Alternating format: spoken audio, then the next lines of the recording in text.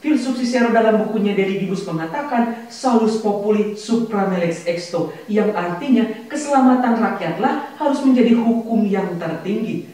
Assalamualaikum warahmatullahi wabarakatuh. Salam sejahtera untuk kita semua. Shalom. Perkenalkan sebelumnya, kami tim debat dari Fakultas Hukum Universitas Negeri Semarang dengan saya Dea Iswani selaku pembicara pertama, Sony Setiawan selaku pembicara kedua, serta Jonas Mercy Matupang selaku pembicara ketiga.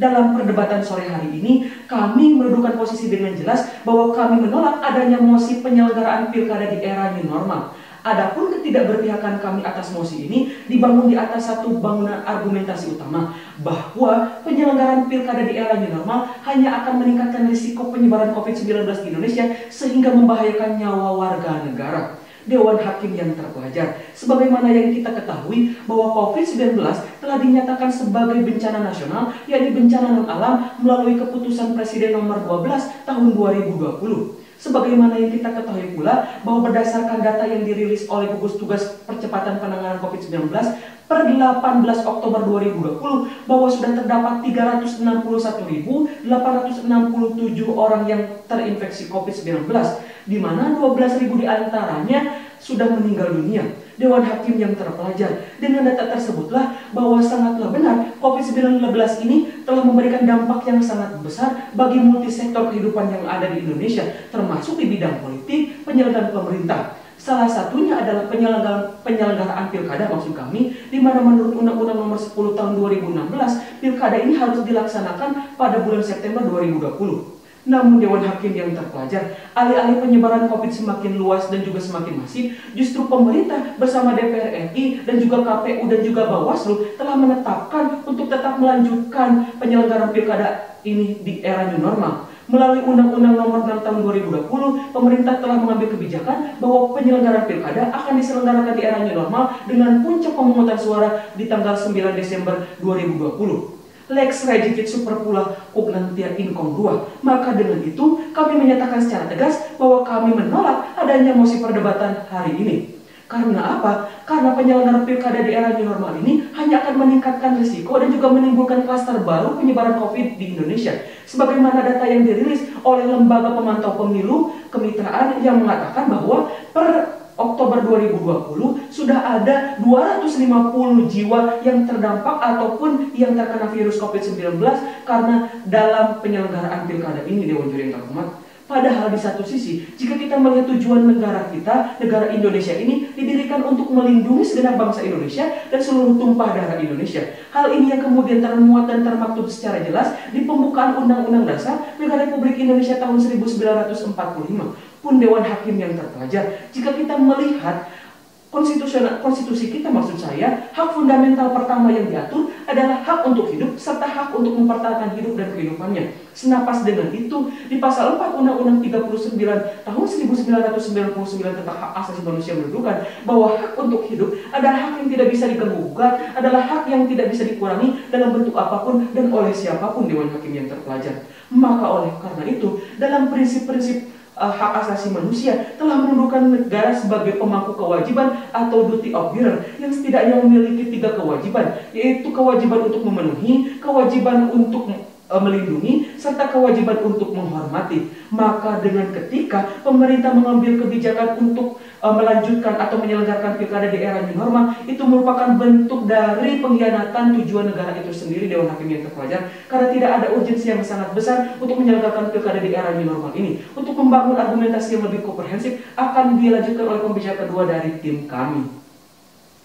Tujuan pemerintah yang pertama ialah melindungi masyarakat, bukan menjalankan hidup mereka.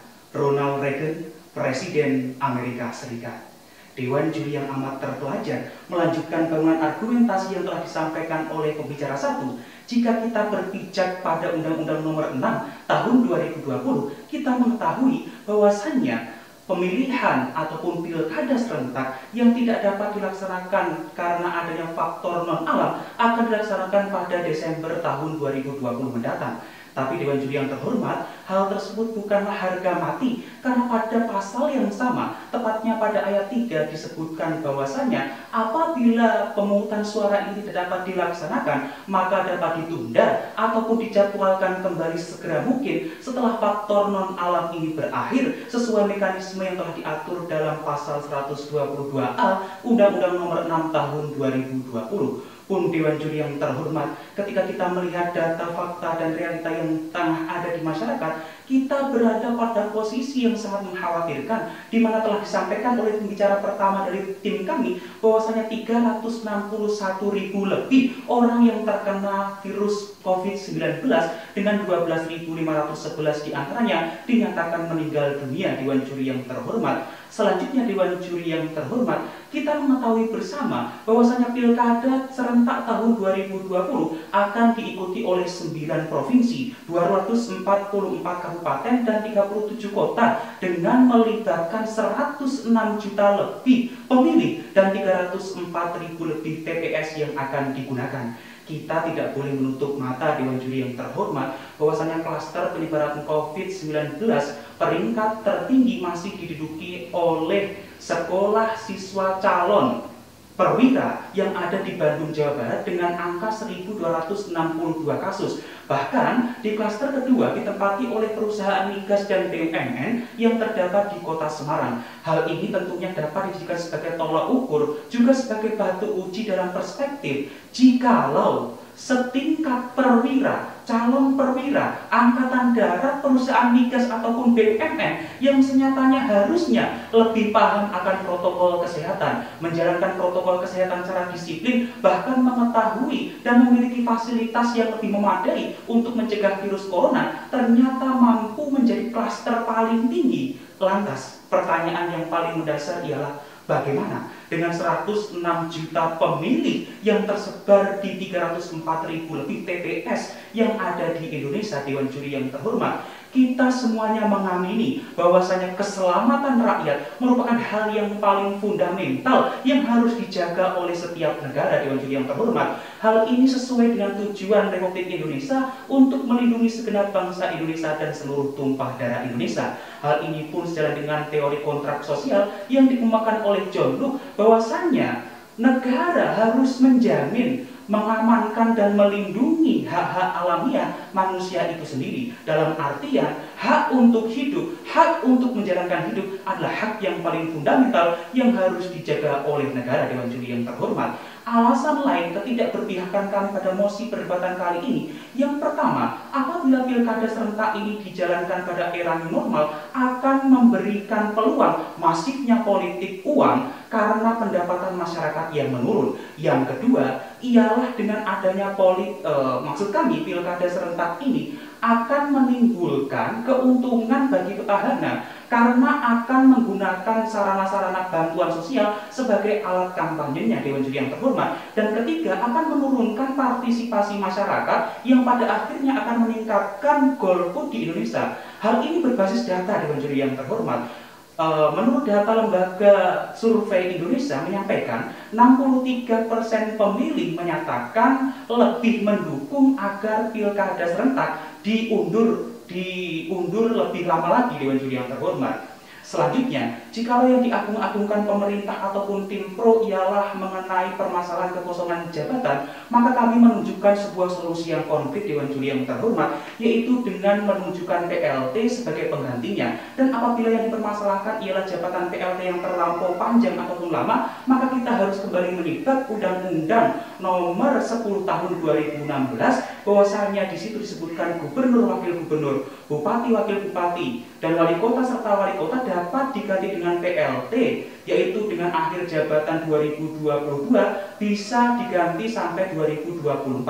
Artinya ada margin 2 tahun di situ untuk kemudian PLT menjabat. Dewan Juri yang terhormat, maka kami dengan tegas tetap menyatakan ketidakberpihakan pada mosi debat pada kali ini. Terima kasih. Dewan Hakim yang amat terpelajar, ketika selesai sudah dipaparkan oleh rekan sadar pembicara satu dan pembicara kedua, sebagaimana bahwa urgensi dilakukannya pilkada di era new normal merupakan ketidakjawaban atau dari suatu piramid kekuasaan politik itu sendiri.